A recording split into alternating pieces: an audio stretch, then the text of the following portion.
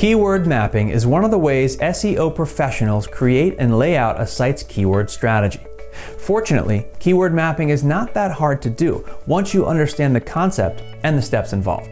Ready to start structuring your site's keywords like a pro? Keep watching. Keyword research. The first step when doing keyword mapping is to carry out thorough keyword research. Most SEOs have a preferred keyword mapping tool, such as SEMrush or Ahrefs.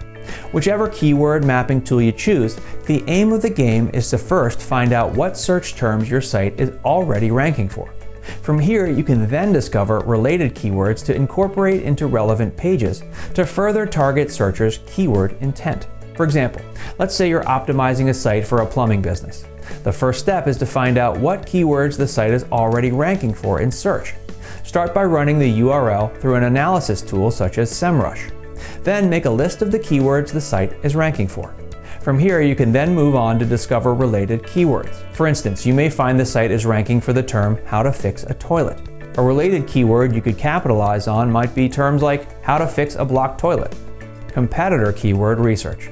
You should also do competitor keyword research by checking out competitors' tags and page content. Alternatively, you can use tools such as SEMrush, SpyFu, and Ahrefs to automatically compare your site and against your competitors and find out which keywords they're ranking for. Once you've uncovered what search items your competition is ranking for, you can then incorporate these keywords into your keyword mapping and discover further related keywords you can target to outrank your competitors. Categorize your keywords. You can do this in a simple Excel spreadsheet. The idea is to create categories of related keywords that can be utilized in page and blog post content. To take the plumbing example further, to map out the search terms from your keyword analysis, you can create different categories of keywords related to terms like how to fix a toilet, how to unblock a drain, when to call a plumber, how to find a plumber, etc.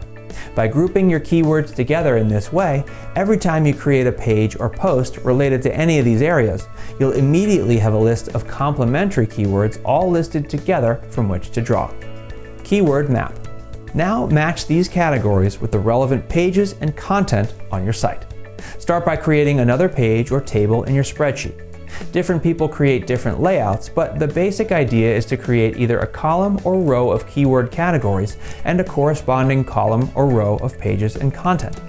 By doing this, you'll be able to map out exactly which groups of keywords should be incorporated into which pages.